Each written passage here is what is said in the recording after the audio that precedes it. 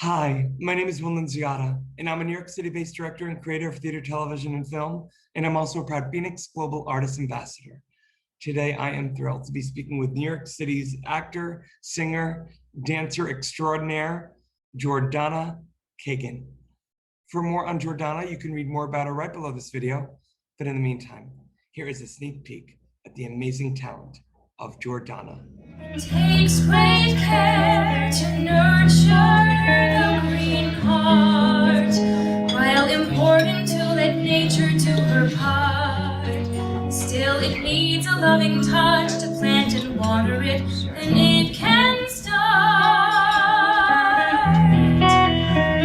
The tender buds will blossom given time, if you'll wait and watch the stem begins to climb. Deep inside the ground the root is taking hold, and see the petals there unfolding.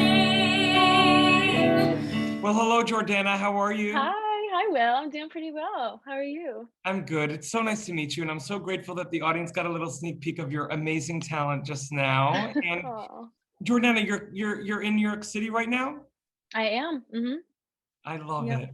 Well, I'm finishing up at Fordham University, graduating in 2 weeks. Oh my goodness. Well, the beauty of going to school in New York City, as you know, is the fact that you get to already be acquainted and affiliate yourself within the arts world. And already you've done so many concerts all throughout the city. I almost said the country, but Someday. sometimes New York can feel like a country. Absolutely. But Jordana, I love the fact that, you've also been doing this for such a long time. And I want to know where you grew up and when you realized you had such a beautiful talent. Oh, that's sweet of you. Well, I grew up in Framingham, Massachusetts, like 30 minutes outside Boston. And I was always a very creative child, trying to make people laugh. I actually was really shy when I was little. Like my teachers didn't know I could speak, probably until like around third grade. I forced my brother to do a talent show with me. And then from then on, it was like theater bug. I love that. Yeah. I was always the kid who, on breaks, I would sit in the wings and like watch the director, watch the choreographer, watch the stage manager, and like as much as I love performing and that's what I want to do, I needed to know how everything worked. I remember at tech rehearsals, I would sit up looking at the lights and like watch them program. So that's why going to Fordham, I was really grateful to get to like kind of have a hand and a foot and a limb in everything about that. No, I love it. The beauty of a liberal arts education. I mean, I went to another Jesuit college. It's so interesting. You were born outside of Boston, went to school in New York City. I was born outside of New York City, and I went to Boston College, another great liberal arts school. I think we share similar colors of our schools, but I love going to school up there, and I know that we know some great people in common, including the great Rachel Bertone. She's my oft collaborator. We're co-creating a musical about Vincent van Gogh and his family, and I'm so grateful to have brought her on board as the choreographer for Little Black Book, Billy Reese's musical, How We Connected. Billy Reese, it is such a small world. It is such a small world. People, and you are a great person. I heard so much about you from Billy, and I want to know, Jordana, you graduate in 2 weeks. Are you planning on going back home for a little bit, gonna be stay in the city? What are you thinking? I'm planning on staying in the city, signing the lease for another year, nannying, going back home every now and then to see the parents and the grandparents, but auditioning, working, living in the crazy city. You're just living the dream and making it happen, especially in this crazy time. Well, listen, as we get back to whatever normal of a post-COVID world looks like, do you have any dreams and goals that you have on your bucket list already in terms of what you want to accomplish? So many. One thing that always comes first for me, I love doing new work. I didn't know that really existed until college. You do your musical theater and you do the shows that have been done forever, and And then freshman year, one of the first shows I was in was Billy's show, and I had never worked on new work before, and I loved it. I fell in love with it, like working with an active writer and a director, and so that's a dream. I would love to be a part of a new process and kind of get to see it grow and create a new character. I love it. I can relate so much to Jordana in that, even as a little kid, I always loved how everything worked and how all the pieces of the puzzle came together. And it makes sense, though, that right now, as a performer, and who's to say if you go into the other side of things? I mean, for me personally, I was a performer for 25 years professionally, God help me. But I always knew I wanted to be on the other side. And, I finally just did it. But the cool thing about the arts, as you probably know, and you don't need to hear it from Grandpa Will over here, is that you can do it all on your own timeline. Yeah. Yeah. Like, for example, I mean, we didn't talk about this pre-interview, but for example, say you're performing and you hear a show I'm directing and you want to be my assistant director, like you can do that. I remember graduating Boston College, Anthony and I, my twin brother, who I performed with for so many years. Oh, wow. I got this opportunity to be the assistant director on Broadway with 110 in the Shade. It was a revival starring Audra McDonald. And I just said yes, even though I thought like, ooh, I'm too young to go into, you can just do it. And I don't say that to brag and mention my resume because people can read it below, God bless America, as they can read yours. But I just say, and I encourage you, just to continue to, if you want to wake up one day and you're like, I want to be on the other side for a minute, you can.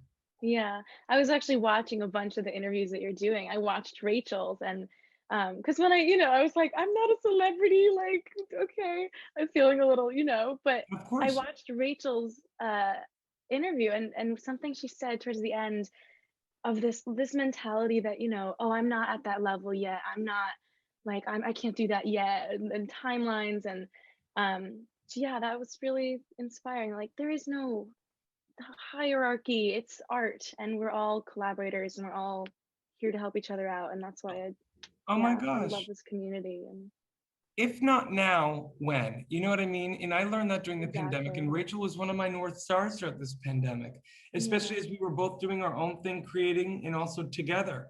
I think the best artists in the world, at least the ones I look up to, and I'm sure the ones you look up to, are the ones that still feel like kids at heart, who still feel like, maybe at times you're kind of, wait, what am I doing? Like, what am I actually doing? I feel like everyone who still has that sense of play about them kind of has a little bit of that, what's that word?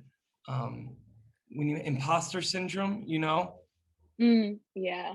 But whatever, we're just all trying to get day by day. Absolutely. Yeah, it's so true. Now, Jordana, Jordana. But I've had people say Jordana is more dramatic, so that happens. I feel like in your intro, I might want to give you a Jordana, because I love the sound of that, but you're like, Will, it's Jordana. Thanks so much. I trust you. You do what you will, and that'll be what it is. I will do whatever you want. I'm just saying it might come out that way. I apologize. That is fair. No worries at all. And here I am with a last name Nunziata, so maybe it's some pent up anger toward people who always mispronounce my name. Understand. So this has been a beautiful therapeutic session for me. Me too. So moving forward, though, are there any roles out there that you would love to tackle? I know new works, yes, and I love that that's your North Star. But any roles out there that have already been created that you know of? Oh gosh, I got to play Katherine in Newsies in like a community theater production, but I was not done with that. I would love to do that again. And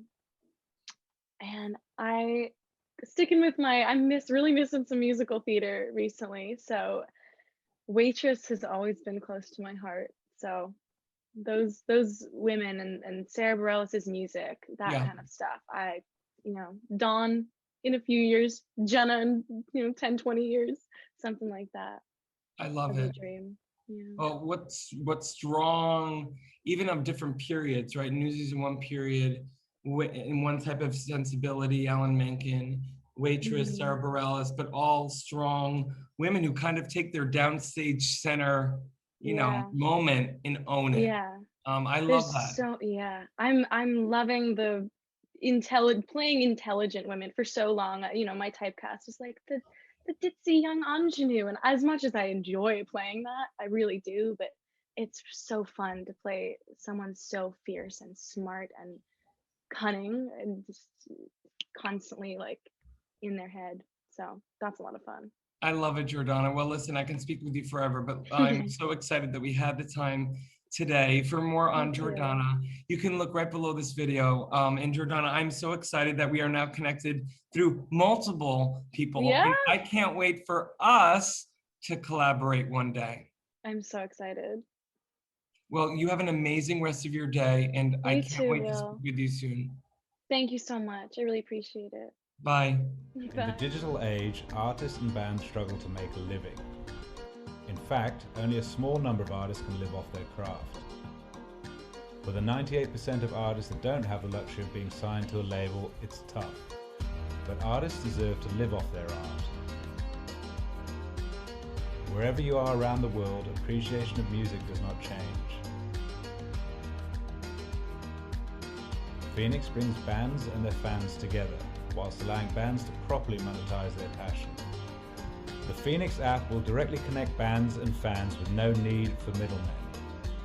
We're utilizing the blockchain to give the power back to the artist once and for all.